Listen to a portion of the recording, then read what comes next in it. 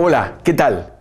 Estamos aquí para compartir juntos la segunda clase de nuestro curso de Introducción a la Misionología y la hemos titulado Crisis Mundial y Liderazgo Cristiano. ¿Por qué? La clase anterior tratamos de considerar los aspectos más fundamentales y fundamentantes de la misión del Señor a través de la Iglesia, pero ahora necesitamos, para realizar esa misión, comprender qué es lo que está ocurriendo en nuestro mundo y cuáles son los dones que Dios nos da, las maravillas de la gracia de Dios, para que a pesar de nuestra limitación frente a tantos desafíos, podamos ser fructíferos en la misión de Dios.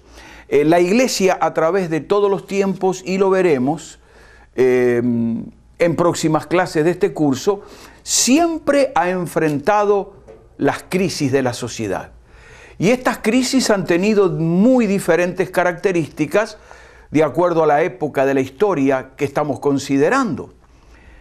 Hoy tenemos que enfrentar las crisis del siglo XXI, porque este es nuestro siglo, nuestro tiempo y el contexto, el mundo de habla castellana, donde el Señor nos ha colocado para realizar su misión. Para empezar, queremos afirmar algo muy importante.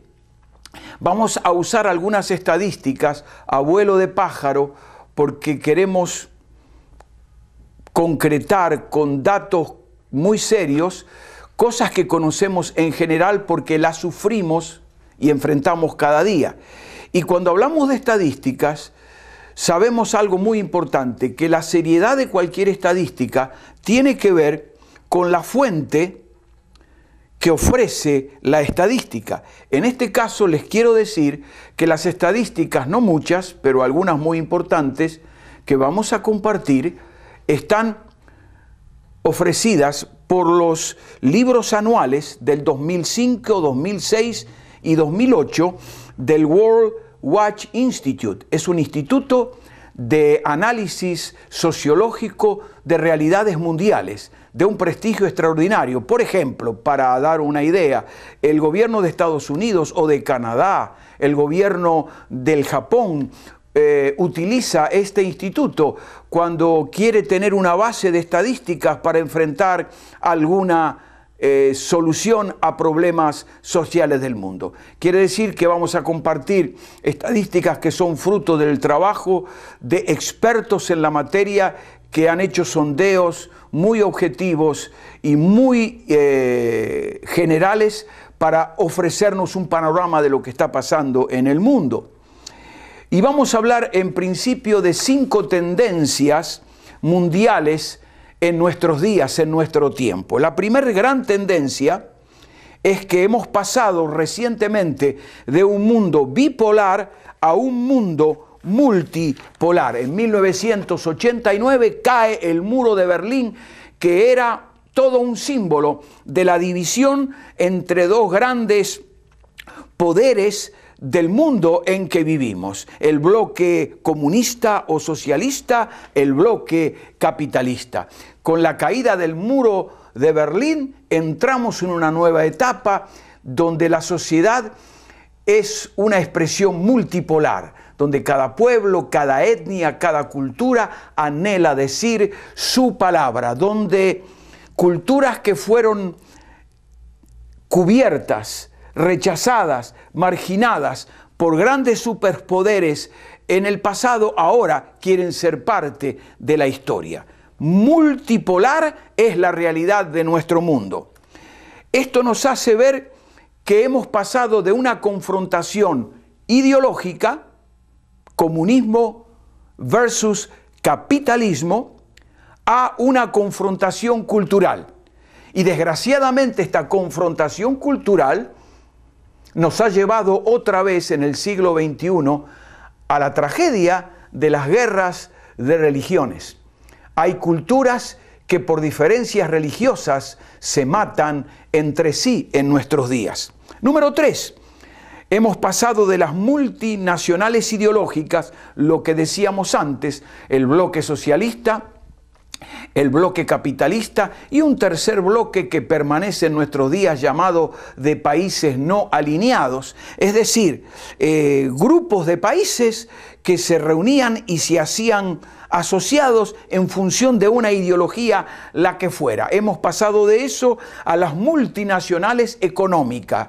El poder económico norteamericano, Canadá, Estados Unidos, el poder económico europeo, con una Unión Europea que ahora tiene una moneda común, el euro, la emergencia del gran poder económico de la China y de luego los otros países asiáticos como Japón y las dos Coreas. Estamos hablando de multinacionales económicas, pero también estamos hablando de la emergencia a la decadencia occidental. En 1919, un pensador, un sociólogo, Oswald Spengler, escribió un libro titulado La decadencia de Occidente en 1919, cuando terminaba la Primera Guerra Mundial. En 1921, un pensador, un filósofo cercano a nosotros, Ortega y Gasset, escribió otro libro titulado El tema de nuestro tiempo. Y ambos, 1919, 1921, de una manera o de otra, fueron profetas, predijeron el comienzo de la decadencia. Cuando una civilización decae, no es un proceso de la noche a la mañana, sino que toma siglos.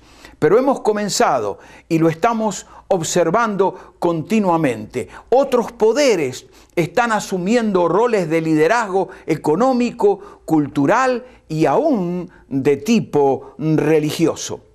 Del dominio eurocéntrico, o como solíamos y solemos llamar en América Latina, del dominio norte-atlántico, hemos pasado al control neonorteño. ¿Qué queremos decir por eurocéntrico, norte-atlántico? Tenemos en el hemisferio americano Norteamérica, Estados Unidos, Canadá, y tenemos en todos los países de Europa. El norte del mundo, que tiene como común realidad el océano Atlántico, el norte atlántico, una realidad que dominaba la economía y aún, en un sentido, era el liderazgo de la obra misionera. Pero ahora tenemos el control que a mí se me ha ocurrido llamar neonorteño. Sigue en el norte, pero más hacia el este, donde no solo América del Norte, Europa, sino también China, emerge como una gran potencia que está controlando muchas realidades de la vida contemporánea, y un poquito al sur, pero siempre en el norte de nuestro planeta, tenemos al Japón y las dos Coreas, solo para mencionar a unos pocos países. Todo esto nos habla de la emergencia de nuevas realidades no occidentales que quieren y son ya parte del control y del poder de nuestro mundo. Tenemos que seguir adelante, y estas 5 tendencias nos entregan 5 paradojas, cosas muy singulares en nuestro tiempo. En primer lugar, el fenómeno de la globalización, la tecnología, la ciencia, los grandes poderes económicos multinacionales han creado la globalización.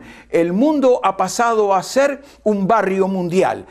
Ahora tenemos en esta generación la posibilidad de contemplar por televisión una guerra que ocurre a millares de kilómetros de nuestro hogar. Ese es el mundo en el cual vivimos. Pero en este mundo globalizado ocurre lo que ya mencionaron, un fenómeno que yo denomino la tribalización. Con un espíritu muy positivo hablo de tribalización, donde diferentes expresiones, etnias, grupos, pueblos, idiomas, culturas, religiones, razas quieren decir su palabra. No aceptan que 2 o 3 poderes dictaminen todo lo que va a ocurrir en la historia de su realidad. Segunda paradoja. En una sociedad de tremendo bienestar, de confort, de desarrollo científico y tecnológico, de comodidad, convivimos con la mundialización de la pobreza. La televisión, el internet, las comunicaciones nos hacen ver la desgracia, la tragedia de millones y millones de niños que nacen para morir de hambre. Gran paradoja de nuestros días, donde se habla de tanta acumulación de poder, economía, bienestar. De la sobrealimentación de algunos pueblos a la subalimentación de más de las 2/3 partes de la población del mundo. Ya volveremos sobre este tema. De un desarrollo científico extraordinario. Este desarrollo científico y tecnológico convive simultáneamente en el planeta con una vuelta a lo espiritual. Hacia fines del siglo XIX y durante todo el siglo XX, llamado el siglo de las luces, que nos entregó 2 guerras mundiales y mucha destrucción, el mundo confiaba profundamente en la ciencia, en la razón.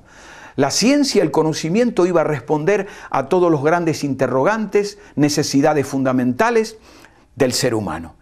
Y la quiebra absoluta de la ciencia para responder a las vivencias del ser humano ha llevado a grandes multitudes a una vuelta a lo espiritual, a una vuelta a lo religioso.